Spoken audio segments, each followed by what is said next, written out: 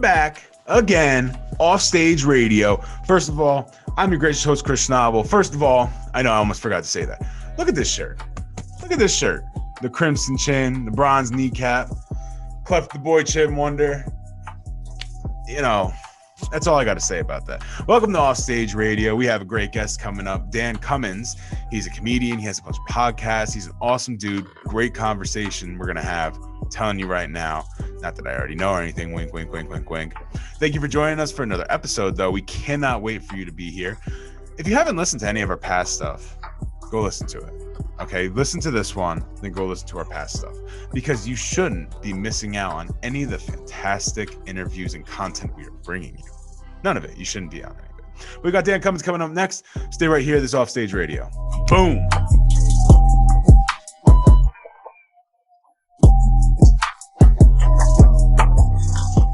All right, welcome back, Offstage Radio. We're joined by Dan Cummins. Dan, how are you doing? I'm good, man. Thanks for having me. So for people that don't know, Dan is actually a Gonzaga alum. So we were talking a little bit pre-show, but I have to ask, are you keeping up with Gonzaga at all? Because I don't know if you heard, they're very good at basketball. They're pretty good at basketball. I've been keeping up a little bit for sure. I mean, men's and women's team are so good for so long now. But yeah, the men's team, I mean, God, they look like they could win it all again. They've had a couple teams like that now, but this might be their best one. I remember going to watch their games when nobody cared about them, and you could just get drunk, show up in the second half, and make fun of your own team, and no one even told you to stop. And then all of a sudden, like 1999, they just Mark Few. Yeah, just ramped up with Mark Few, and then never looked back. It's pretty impressive, very impressive. Yeah. So with how COVID's been and stuff like that, I haven't been able to see live sports. I started working with the broadcast team over there, and I went in for one game versus Pepperdine. That was my first day, and I was like, this is amazing. Cool. I've missed this. I've missed being in the presence of live sports, and for it to be such a good basketball team too. And it's something I didn't know I needed. I needed that live sports. I'm sure for you it's tough because you can't do live shows or anything like that. You can't go out and perform in front of crowds, which is, stand-up comedy. That's what you want to do. You want to perform in front of live crowds, feed off their energy. And it's just tough to get out there. Yeah, it's been weird. I mean, the stand-up tour was going, like 20 years in, the best that it was ever going. And then, back in March, just kind of shut it all down. I mean, some of my friends of comics have kept touring a little haphazardly since, but I've just chose to focus on podcasting until everything calms down. I personally just don't like doing Zoom shows for stand-up just because I want that live connection. And then, and also I want to see people's faces. And so I understand the importance of masks, but when you're a comic and you're trying to read the audience and they're spread out, which kind of kills that psychological connection, that kind of groupthink kind of dies when people are spaced out. And when they have masks on, you can't see their faces. Just nope, not for me. I'll wait it out. So if you're doing something like a Zoom show, and you'd have to have the audio on for each person. You couldn't put them all on mute because that's going to kill the vibe of the show. When you say killer joke and you don't hear anything, you'd think you're bombing. You might not because everybody might be on mute just laughing, but it would just kill the whole energy of the show. I don't know how you'd be able to do that really. I did one, and I told my agent afterwards, I'm like, I'll quit comedy before I ever do that again. I would rather retire than ever do another Zoom comedy show, because if you have people's mics on, well, people have just forgotten kind of how to behave, I think, during the pandemic. They don't the Zoom etiquette is weird. I did this one benefit show, and people just didn't think it was weird that some dude just might be eating cereal on his kitchen table as he's watching the show, but he doesn't understand that everybody can hear him eating the cereal. Or somebody else had a dog in the background. We did a thing for kind of our little annual gathering we do for one of our podcasts via Zoom this year. And I did these tours of just the office here. And we called the Suck Dungeon. I was showing people around. 90% of the people were great. But then you would get just weird people who just didn't understand the etiquette. This one mail carrier, he would look in Zoom for a little bit, and then he would put it in his pocket and not turn it off. So you just hear it moving around. It was just a nightmare trying to constantly mute certain people. And that's that's what I'd figure. You'd keep them all off, but then you don't know what somebody's doing in the background. Then you have to go through and you have to mute this person. It just kills the flow of the show. And I couldn't. So when you did your stand up on Zoom, like, how did you feel doing it? Were you just sitting there like you couldn't get the vibe? You couldn't get the energy? I forgot a story I've told probably like 500 times on stage, and halfway through it, it felt so disconnected and weird. I just stopped. And I think I actually said, "What are we doing here? Like, what is this?" and then kind of like fumbled my way back in. But I think I'm sometimes too transparent. I think I said during the show how much I hated it, and I was never going to do this again. Well, like, that's something you can do in comedy, though, right? True. You can say how much you hate it. Honesty is the best policy, I do think, on stage. But yeah, I mean, good for the people who can navigate that, but not for me. But it's made me very thankful for podcasting, though, because, you know, podcasting, that's just what the medium is. You're just speaking in an empty room into a microphone. And so it continues on exactly the same, pandemic or not. So did you start most of these podcasts during the pandemic, or did you start some before and some during, or all before? When did you start some of these? Timesuck started before, and Scared to Death started just before. Timesuck's been around about 4.5 years, if I remember right. And Scared to Death's been around about 1.5 years. And then Incredible Feats is like, it's not our network kind of we have here, but I host that one for Parcast, and that one started about 3, 4, 5 months into the pandemic. And then Is We Dumb started. We've been planning it for a long time, but it didn't start until the pandemic either. And I wouldn't have even started those last two if it wasn't for the pandemic, because I wouldn't have had time. Yeah, I was going to ask next, how time consuming is doing a bunch of podcasts? Like, because I know I do one, and it's like the preparing for it, the recording, the editing, the promo, all this stuff, just so time consuming. I couldn't imagine doing more than 2 or 3 of them at once. Yeah, it's extreme. I work pretty long hours still, and we have a team here which helps tremendously. Like we have an audio engineer who does all the edit. We have 2 actually, and we have like researchers. But still, at the end of the day, it's like I can't shortcut certain things, and it has to be my voice and my prep. And right now the goal is just trying to hand off more of the administrative stuff, which is not my forte. And just stick to the creative stuff. Yeah. But not quite there yet. I still have to kind of oversee kind of businessy things, which is very, very new to somebody who's worked alone for so long. Yeah, I mean, I can understand that. You can see in here, there's 4 producers right at the top. Yeah. At the top here. I'm in the same boat. Like, it's tough to hand it off, but you want to hand it off because there's so much to do and you want to start. So are you thinking of starting anymore? I mean, you already do so many, but have you thought, has there been an idea oh, this would be a great idea for a podcast, maybe we should try this one? No, I mean, I have those ideas, but there's just no way I could do. I don't have the bandwidth for anything more, but I do want to do other creative projects. Like I wanted to write a book forever. And so I'm getting ahead on the shows actually right now, this week and next week, getting some organizational things taken care of. And then this year it's like, I will do what I have to do to get the rough draft, at least, of this book written. And then stand-up will come back. But now it's, I mean, we're very fortunate where it's like, we have advertisers, we have, subscribers. I don't have to do all the shows anymore. Like financially, it's just, I enjoy it. But I don't need to take on any extra work, which is a nice place to be. If anything, I just need to kind of pare down a little bit so I can have space for other projects. And I kind of take a Darwinist approach with that, where let the market dictate what people like. And if one of the shows starts to kind of fade as far as listeners, well, then that show will go away and then I'll add something else. You said you're thinking of starting a book. Do you think because a lot of comedians do come out with books, do you think that's just a natural progression for comedians because you're telling stories all the time? Do you think just creating a book is just a natural progression for them? For you guys, I should say.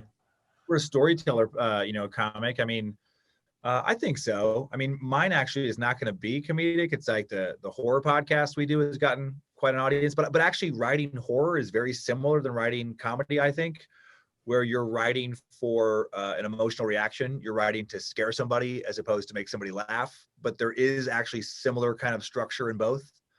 And I think for sure all the years of writing stand-up stories and learning how to write. And then I worked on some other shows, did a little bit of like sitcom writing, did a fair amount of reality show production down in LA, where you have to write, 3-act structure and all of that for so many years. I can't imagine it won't come in handy writing a book.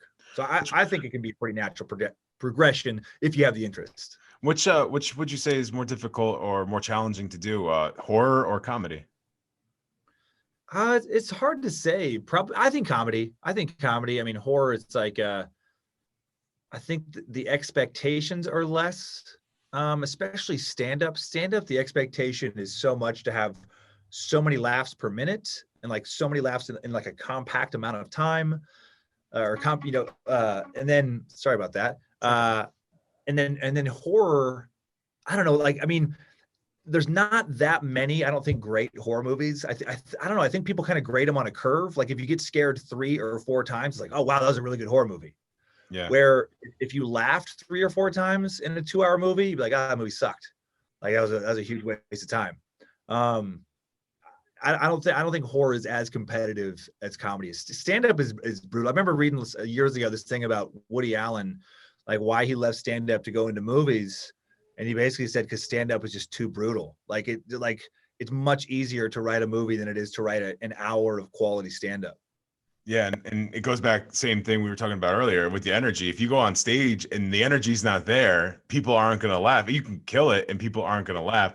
And I think that's one thing you hear from a lot of comedians if you listen to podcasts and stuff like that. They're like, even if you bomb, go back out there, because it doesn't mean your material wasn't there. Right. It could be the energy, could be the crowd, it could be a lot of things. So you just got to get back out there and do it. So I can absolutely see that.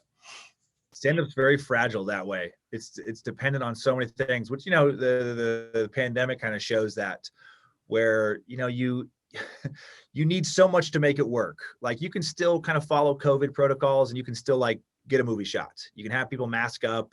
You can have people not around each other and, too many of them in one area. It's a pain, but I have friends in production and you can still get it done.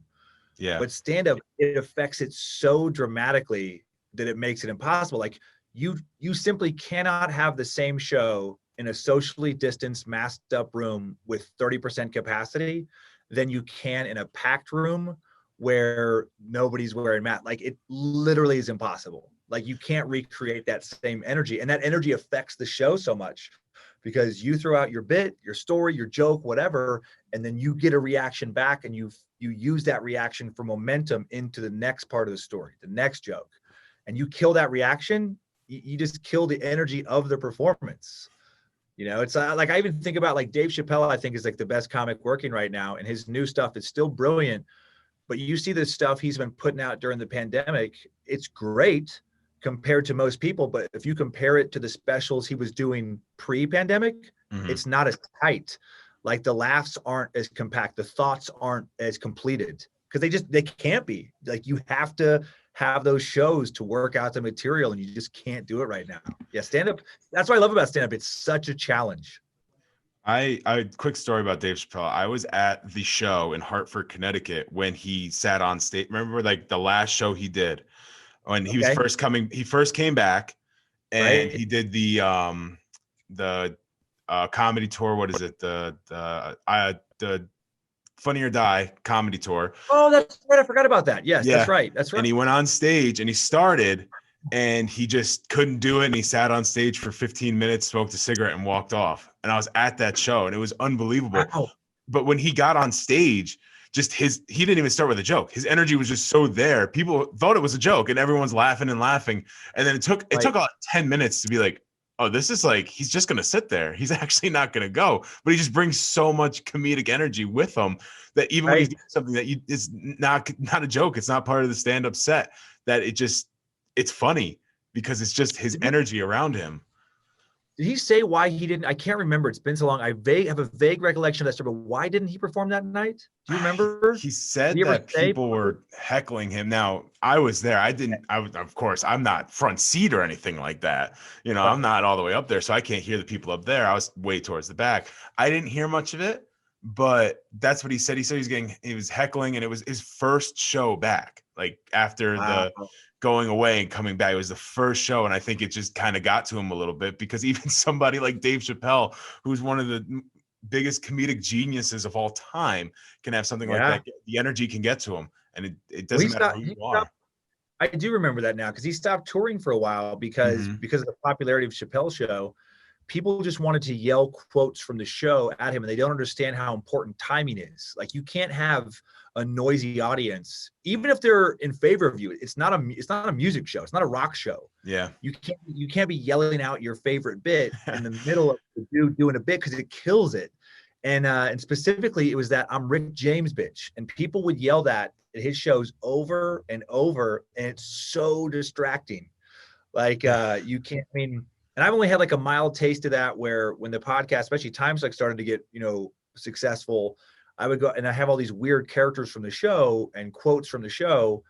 And I had to learn that I had to give it a minute and let everybody get those out of their system, and they could yell all their things. And then I could go into the material, because if they yell those things out during the show, it's like, you feel bad as a performer. Like, they just love you, but they're also ruining what you're trying to do that night. Yeah. It's like a really weird thing. Yeah. We're talking with Dan Cummins. Excuse me. We're talking to Dan Cummins. So I want to go back to the horror podcast really quick. Is that a horror podcast? Did you always want to get into like a horror genre, or was it something you were just like, it might be fun switching it up a little bit, going from laughs to scares? I actually loved horror before comedy, but I didn't know how to get into it. Like, I just, actually, when I was at Gonzaga years ago, I did this sketch show.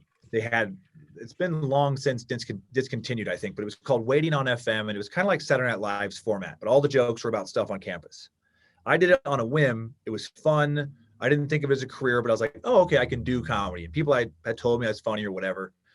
And then after college, I didn't know what I actually wanted to do for a career, was kind of struggling to find something. And there was a stand-up comedy club in town that just had an open mic night.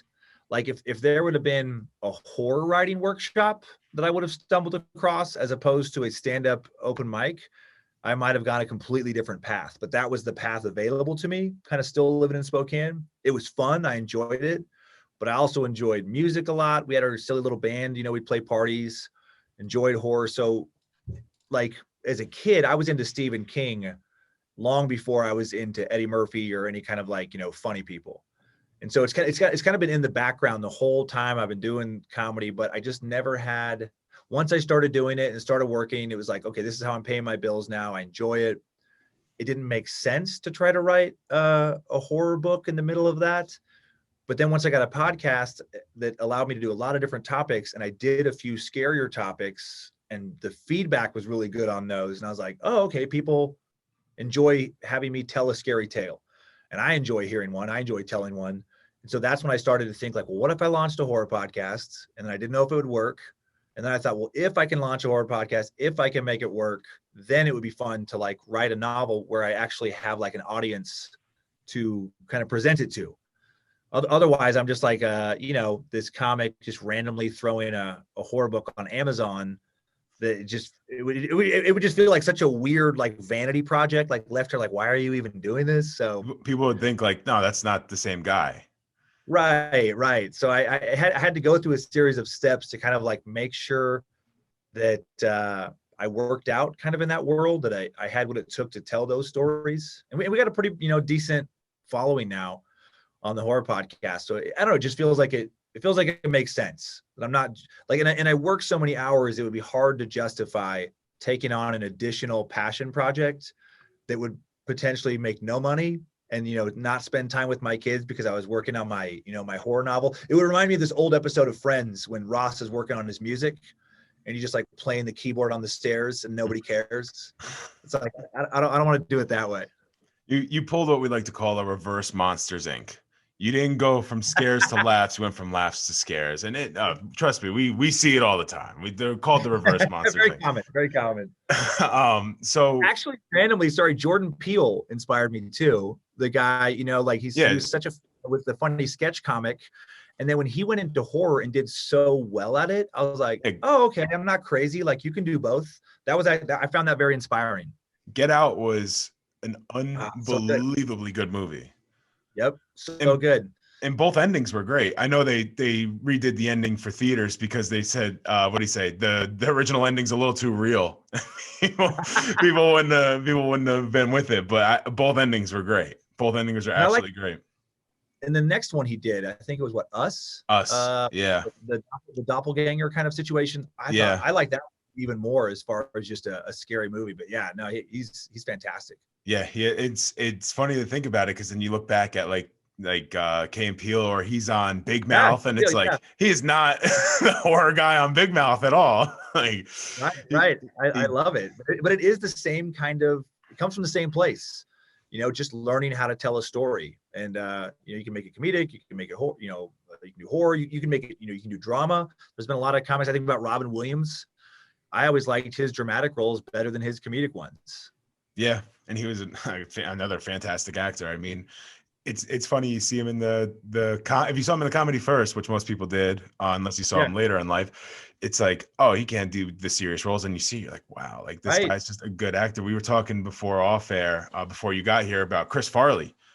Chris Farley is an amazing actor, and he could do like in the serious moments in some of his movies. You were like, whoa, like what could this guy have become? Like, it's so, and I think even Sandler's tried to get into the serious roles with he did Funny People, and then the Uncut Gems one was a serious movie. He's been great. I'm blank on the name of the movie I saw. It's been years ago, but no, he also can do dramatic so well. I think I know what you mean. You're up in the air or something like that, or something. Are you talking about the one with DiCaprio? No, I can't think of it, but I just remember being like, oh wow, he's really good at that. I just think that marketers want to put people in certain roles. Like The Machine will put you in a role because your agents, the industry. If you make a lot of money on a comedy, well then all these other people who are making money off your projects want to see you do more of that. Yeah, and that's just what's kind of been established. But I remember there's a comic friend of mine, Rory Scovel, years ago, him saying he was talking to somebody who's asking him advice about comedy. And he was like, well, what should I do? Should I do this? I mean, how do you get to this next spot? Do you go this route? And he just kind of laughed. And he's like, who told you there were any rules? And that really stuck with me, where it's like, why not try horror? Why not try this other random thing? Why not shift from this, medium to that medium? It's whatever you want to do. If you could prove that you have the talent to pull it off, then do it. Don't worry about what you're supposed to do. If you take just one avenue, you might not find what you actually enjoy doing. Like, you might be like, I really enjoy this, I'm just going to keep doing this. You should take a bunch of avenues, because you never know. Like, you might really like directing, but once you get on camera, it's your favorite thing in the world. So I think you got to I tell people all the time, like, if you think you want to try this, do it. And I'm being told that the movie was Uncut Gems from Adam Sandler, that he was almost Oscar nominated for. Almost. He was not. Yeah, I haven't seen that one yet, but we've almost, it's come down to the final two between that movie and another one a couple nights with my wife and I. And she was rooting for that one, so I should have let her win. Yeah. Whatever I picked was not great. But I got to see that soon. It was not great. Do you know what movie it was? Or we're not going to say it? I'm sure it was a horror movie. I tend to 1 out of 10 of those are fantastic, and the other 9 are just terrible. So I'm sure it was one of my terrible. But there's nothing better than the B-rated horror movies. The ones that are supposed to be horror movies, but they're just not budgeted correctly, and they just come out fantastic. They're so bad it's good. There's room for those. My son and I watch those sometimes.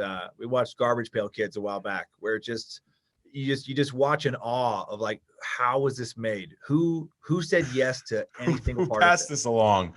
And then you see it's some company that's in a shack out in Louisiana. You're like, that can't be a real place. If you haven't seen the movie Tiptoes, it'll blow your mind. It's because there's so many stars. It's Matthew McConaughey, Kate Beckinsale, Gary Oldman, Peter Dinklage, on and on and on. And it's one of the worst movies ever made. They wasted all their money on the actors. It killed the director's career. It literally plays like there was no writer. Like they just randomly improv'd scenes based, like there's no structure. It makes no sense as a movie. terrible. It's degrading to different groups of people, like in a very unnecessary way. Like everything about it is so bad that it's worth watching just because it's unintentionally hilarious. Now, I feel this way, and I'm very picky with movies and shows because of this. Do you feel when you watch something that you do not enjoy that you wasted time? Or are you glad you still saw that movie because you got to experience how bad it was? You know, if it's really bad, then I'm glad. If it's just mediocre, that's the worst. If it's just like forgettable, if it's just in the middle, not great, not terrible, then I feel like I wasted my time. If it's really bad or really good, then I'm very happy I saw it. And sometimes I will kind of justify other movies as just giving me perspective.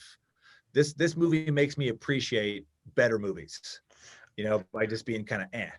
Yeah, I saw a horror movie recently. I think it was on Netflix, and it was like this kid that wasn't allowed to leave a bubble because he had something wrong with his skin, and so they bring him to this doctor that's supposed to heal him, and like it's very odd and it's not very scary at all. And then at the end, it's just devil related, and you're like, oh, like come on, that's a cop out. That's just a cop.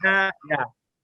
Not devil related. That's like the dream sequence. That's one of my least favorite cop outs, when it's like you find out they were just dreaming it the whole time. It's like, how convenient. Why do you got to do that to us? Like we were so invested, and then like, oh, it was all a dream. That's what people were nervous about because Dexter's coming back to Showtime. Yeah. And people were like, oh, if they make this all a dream, someone will actually die. They showed me how to do it. I will do it if this is a dream.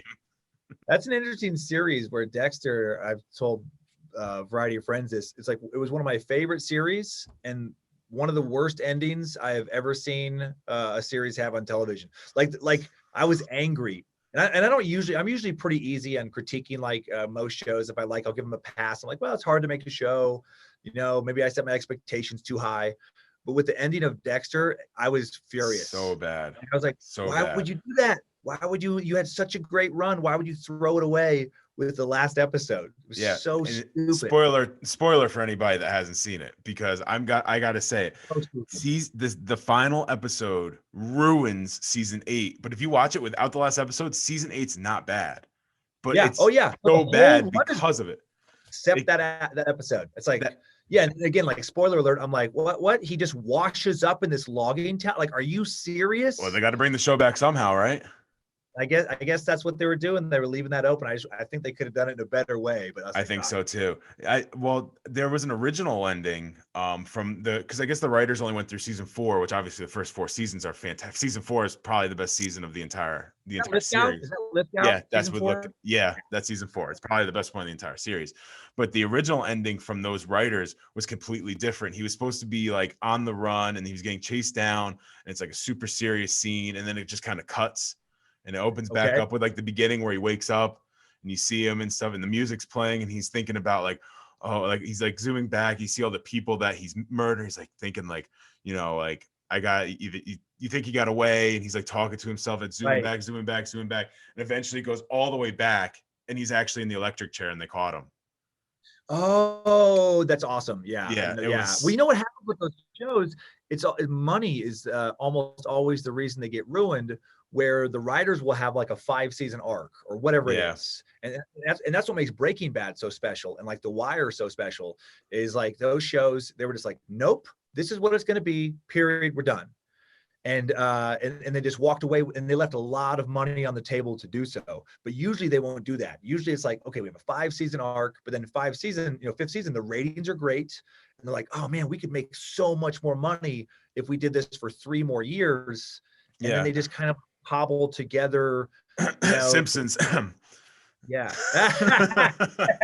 Right. It's still profitable. You know what show similar to Simpsons that I'm amazed is still really good. I should say this having not seen most of the episodes, but the clips I see and my friends who watch it tell me South Park. It's very good still. Very good that is. It's been going since I was in Gonzaga. It's been going forever. It's crazy. So I could tell you exactly why it's still very good, because they like the Simpsons, for example, is still the same format. It's the same format since 1989. South Park has changed, where now it's the whole season's a story arc. instead of a single episode, it's a whole season story arc now, and they do a whole story arc for the entire thing, and they changed that up. Like maybe it could have been like 10 years ago now they started doing that, and that's why it's just so much better, because they're doing these full season story arcs, so they completely changed and adapted to what they had to do to stay on the air. I mean, they were going to stay on the air either way. They're the Simpsons of Comedy Central, but that's so important too. You got to adapt, like to stay current, to have some kind of, a relevant career. You can't just kick out the same thing. I mean, whether it's music, whether it's, TV, stand-up comedy, podcast, whatever. I always try and think about that, about like, don't get lazy, don't get stale, don't resist change, don't resist new ideas, don't resist changing, cultural attitudes. Like you do that at your detriment. You become a dinosaur. You become like the guy I made fun of in college was the dude still rocking the mullet, with the Slayer or Slaughter t-shirt on, still like he's living like he was 20 years ago. And now that I'm like 20 years out of college, I'm like, oh man, don't be that guy. Don't be that guy. You're gonna have to work a little harder than you did 20 years ago to stay relevant. We're talking about Dan Cummins. So you have it's 4 podcasts, right? Four podcasts. So out of them, because there's got to be one, which one is your absolute favorite one to do? Which one do you like? Oh, you're like, I can't wait to go back and do this one. I mean, I genuinely do like all of them, but the one that was the first that'll always like be my baby, that I think is kind of like the beating heart of what we do here is Timesuck. And that's like my solo one, where it's, different topics every week, a deep dive on like true crime, or sometimes it's paranormal. Mostly it's like conspiracies, true crime, historical figures, historical events. It's just it has little characters kind of woven into the mythology of the show now, like running gags. It's a very complex show, but very rewarding to do, and the fans are so cool. And that show is, without Timesuck starting to take off, I don't even know if I'd still be doing stand-up. It kind of like saved my career. And, there's like a cool story behind it, where I never sold a show in LA. I was on little things, but I was never on something big. I never had that big, like, it moment splash down there where I became like the Netflix guy or, whatever. And then I went back to, went up to Coeur d'Alene, Idaho, of all places, started this podcast myself. And then, when when touring kind of ended pandemic wise, we were adding shows, we were selling out full weeks. Just all off the strength of just the fans of this one show. And I don't know, I hope that it's inspiring to other people, where it's like, just because the traditional avenues reject you or tell you no, maybe you can find some new road to go down that'll get you what you want in a way you never expected. It's just a really unexpected blessing. It's crazy to me that we have like our studio here. We have several employees. We're able to add new shows. We're able to like negotiate with advertisers, like do all these crazy things, and able to do that in Coeur d'Alene. And it all started with Timesuck, that I started doing on a kitchen table with a $200 recorder. So it's fun. It's special that. Dan, this was a great conversation. We got to wrap it up though, but I really appreciate you coming on. This is great. I love having conversations with people. I do. That's why I started this. That's why I started doing this. Great. Just to do the conversations. Guys, we'll be right back.